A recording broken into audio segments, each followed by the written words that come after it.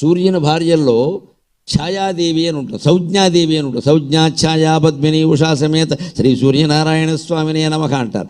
సంజ్ఞాదేవి ఆవిడకి సూర్యుడితో కాపురం చేసి విసుగొచ్చింది. ఎందుకు వచ్చింది విసుగు అంటే, ఆ వేడి భరించలే, కోపం వచ్చి పుట్టింటికి వెళ్ళిపోతుంటే సూర్యనారాయణ స్వామికి మళ్ళీ అనుమానం రాకుండా ఏం చేసిందంటే, పుట్టింటికి వెళ్ళిపోయిందని ఆక్షేపిస్తారు. మరి అప్పట్లో పద్ధతి కాదు కదా అలా వెళ్ళడం.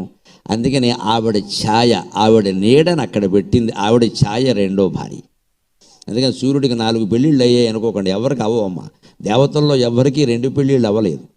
ఈ కళ్యాణాలని ఎందుకంటే మనకు ఆలస్యపానికి అసలు వాళ్ళకి భార్యలు లేరు. ఆ భార్య భర్త ఇవన్నీ ఐడియలాజికల్ రిలేషన్స్ అంటారు.